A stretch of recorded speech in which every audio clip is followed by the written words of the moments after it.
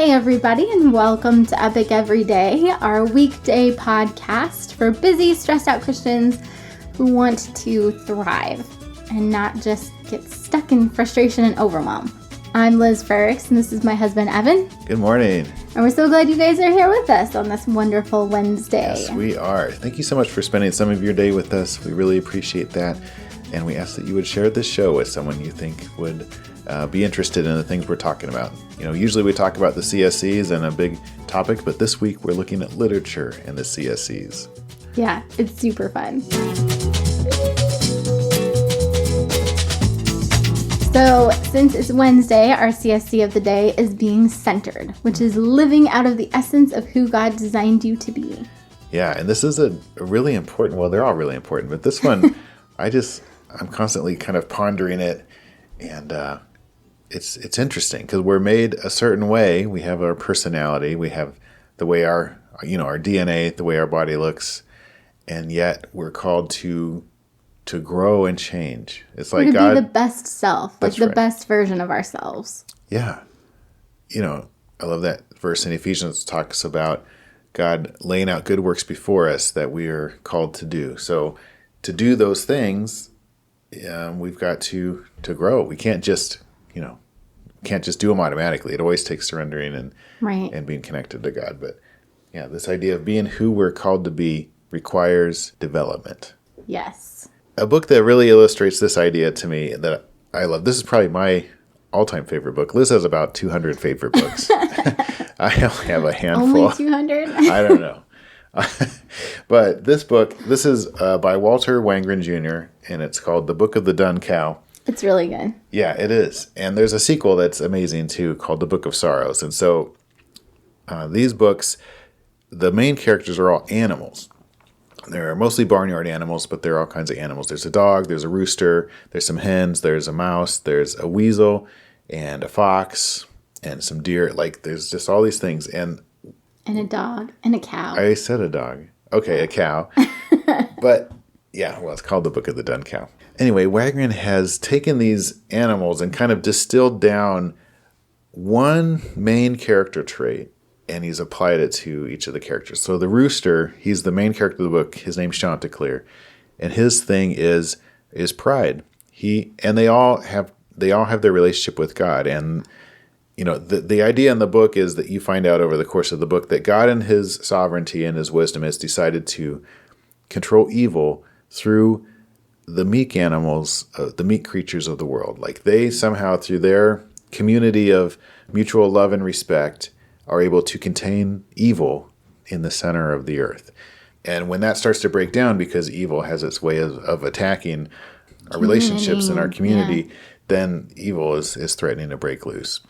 I just love how, and I'm not going to read any of it because I couldn't think of a single one, so I'll just kind of talk about why I love it. And then you have a really good book to share too today to talk about this idea. But so the rooster, like I said, his thing is pride. The dog's thing is self-loathing and this remorse, and they are at each other's. Well, the dog's not at the rooster's throat, but the rooster is awful to the dog. But then at the end, he comes to know, he realizes that he loves the dog, and the dog loved him. And the weasel is a busybody, and he just likes to do things. He's not going to pay attention to his emotions.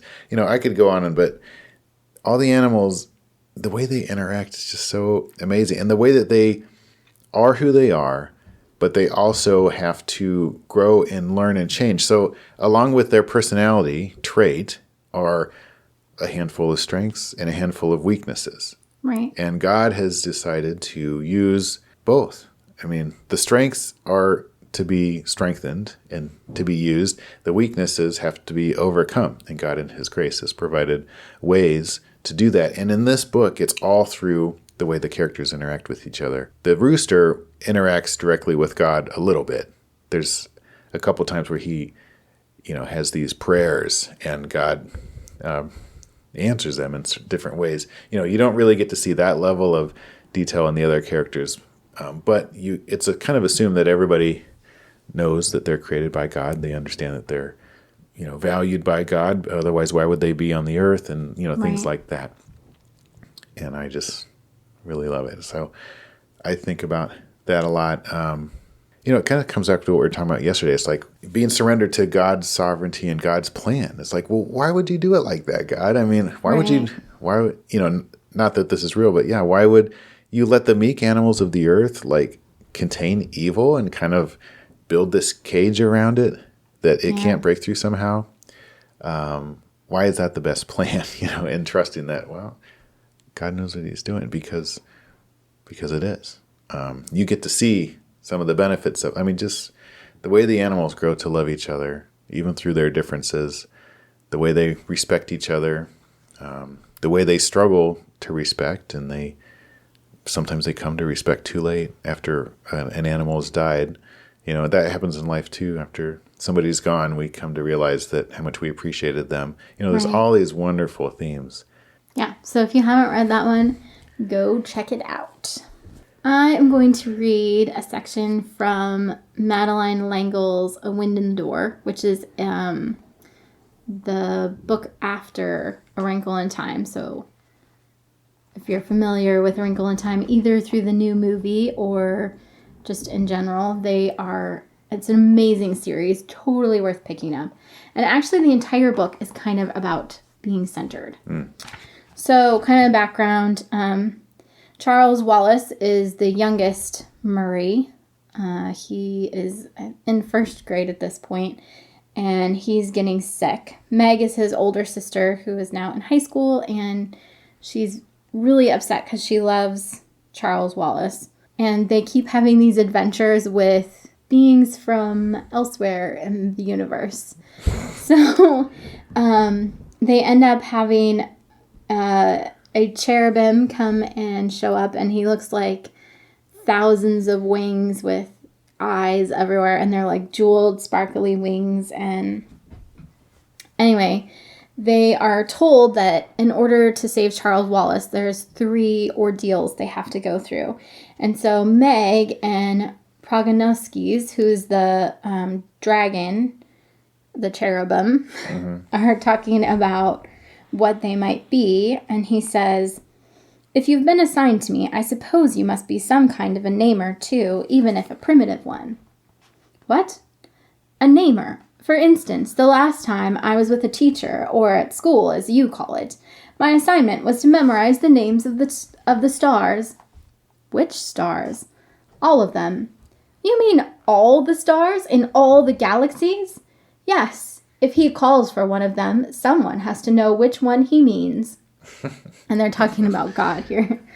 "Anyhow, they like it. There aren't many who know them all by name, and if your name isn't known, then it's a very lonely feeling." "Am I supposed to learn the names of all the stars, too?" It was an appalling thought.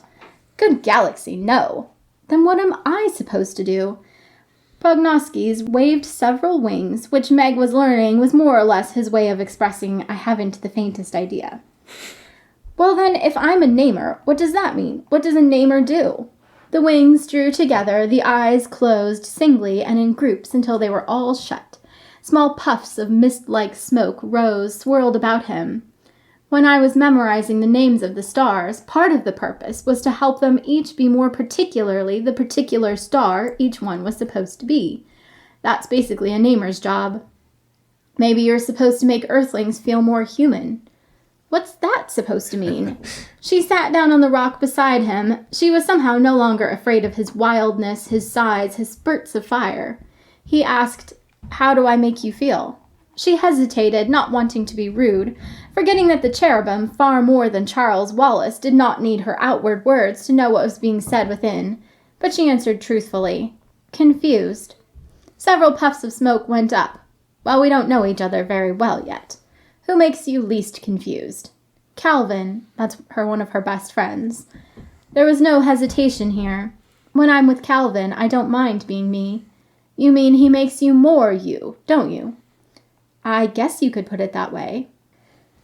So, and then the whole book goes on, that is their job, to help people feel more like themselves, because it turns out that the Ekthroi, who are these beings of nothingness, are trying to convince every other being in the galaxy to become nothing, to destroy themselves. But it's not exactly destroy themselves. Like, it's It's to become one of them. It sounds kind of like universalism, where instead of being distinct individuals created by God, we're all sort of part of this universal consciousness, and our highest destiny is to just sort of reunite with it. And yet, doesn't that obliterate our individual personality? Yeah, because they are supposed to give up everything that makes themselves, and they become this dark slash of nothingness. So in the book, Charles Wallace's mother discovers the reason why he's getting sick is his farandole are rebelling, which they're these creatures that live on mitochondria inside of our cells. And so in order for the mitochondria to be healthy, the farandole, which are the baby ferae, they're kind of like seedlings, but they're not planted, and so they like run around. Okay. And then they have to what's called deepen, which is to like put down roots and to provide, like give part of their health to the mitochondria, which is just like, it's like plants basically. They become like plants. Mm-hmm. They give up their animal form. It says they look kind of like shrimp. And they give up their animal form and become a plant. But the ecthroi are convincing them not to do that because, well, they're giving up so much. So they partner with one of Charles Wallace's farandole, who is named Spacious. And these are beyond microscopic little creatures. Yeah, right? Yeah, they're like so tiny. Which there's this great part where the teacher talks to them about how size doesn't matter. Like we're still all being ourselves and we're all still playing our part in the universe. So the wild farandole who join with the ecthroi are actually running around and killing the fera, which are the planted farandole. One of the ecthroi, when they're talking to him, says, "Don't you understand that the ecthroi are your saviors? When everything is nothing, there will be no more war, no illness, no death. There will be no more poverty, no more pain, no more slums, no more starvation." Senex, who's one of the planted farandole, and Kythe is to speak telepathically. Senex kythed through the ekthros, "No more singing." Prognoskes, the cherubim, joined Senex. "No more stars or cherubim or the light of the moon on the sea." And Calvin, "There will never be another meal around the table. No one will ever break bread or drink wine with his companions." So they go through and talk about how awful it would be. So they have to try to help Spacious deepen in order to save Charles Wallace. Spacious wriggled in the clasp of the ecthros, Mr. Jenkins. "Come, Spacious, fly with the ecthroi, then you will crackle across the universe. There are too many mitochondria in creation. There are too many stars in the heavens. Come with us to naught, to naught." "Deepen, Spacious, my child, deepen," Senex said. "Spacious," the ecthroid howl beat against the rhythm of yada. "We will make you a prince among the ecthroi." Meg felt a gust of wind, the familiar flicker of flame. Prognoskes. The cherubim flung his kything across the void of the ecthros, Mr. Jenkins, like a rope flung from cliff's edge to cliff's edge. "Spacious, all farandole are royal, all singers of the song are princes." "Nonsense, in name only," said Spacious. "The name matters, only to matter." Prognoski's kything was so gentle that it undercut the storm of ecthroi. "You are created matter, Spacious. You are part of the great plan, an indispensable part. You are needed, Spacious. You have your own unique share in the freedom of creation." "Do not listen to that hideous cherubim. He's nothing but a deformed emanation of energy. We will give you no name, and you will have power." Calvin pushed in again. "Spacious, you are my partner. Whatever we do, we must do it together. If you join the wild farandole again, I am coming into the dance with you." Spacious quivered. "To help kill the ferae?" "No, to be with you." And so they end up like running into the dance, and then it almost destroys them. But Mr. Jenkins saves them by trying to fill the emptiness. Man, it's so hard to like pick little sections to read, but basically, eventually Spacious goes ahead and deepens, and that is what rescues Charles Wallace and makes him healthy. But it's so great to me because the thing that he does that saves the universe and saves Charles Wallace is not by doing some crazy thing that's barely on the edge of his power. It's by being who he's supposed to be. And that's the essence of this book, is that as we be who we are supposed to be, as we're named, as we live out who God designed us to be, that's what fights against the darkness. Yeah. It's not these wild acts of courage. Well, actually, I mean, they talk about how it's a wild act of courage to be yourself. Yeah. You know, for Sporos to put down roots, to sing with the stars from a place where he's not running around. And that there's more freedom. That's one of the things that Senex talks about in there, that once he deepens, he can sing with the stars. You know, that he has more freedom stuck in one place than he does when he's like running around and just exploring their little mitochondria that they live on, yada. Yeah, I mean, that's what we try to talk about that on the show all the time. And that's happening in the book I mentioned too, where it seems like, I don't know, for some reason we get this idea that what we're called to do is too small and insignificant to really matter, but it's a cog in the wheel. It's a chain, and it's part of the whole, and it is important. Right. And it is epic. I mean, that's why we call the show Epic Every Day. Like, doing the stuff you're supposed to do today, whether it's taking your kids to soccer practice or going to that business meeting, is part of the plan. And right. And it's very, very important. Right. Yeah, it's wildly courageous to be present with your kids after you get home from work instead of playing a game on your phone or sitting down to watch the game or whatever. Yeah. That those times when we are being fully ourselves, when we're being the best version of ourselves, that's what changes the world. Mm-hmm. Not making these huge plans and trying to implement them. I don't know. I love that concept. Me too. And it's one that we constantly have to push into and put aside certain ideas. And, it takes all the CSCs to really embody that in our life. As always, pick whether today is going to be awesome or not, whether you're going to strengthen those neural pathways to look for the good things or to look for the bad things, because whatever you look for is usually what you find. Thanks to everybody that's been listening to the show and sharing the show. We really appreciate it. If you have found this episode helpful, please do share it. And come back tomorrow, and we are going to actually talk about one of my projects. Yes. Because, what better thing it's could good. Yeah. I think you'll be very interested to hear the story that Liz has been writing. I'm excited. It's definitely got a lot to do with being connected. Yeah. All right, we'll talk to you guys tomorrow. Have an awesome Wednesday.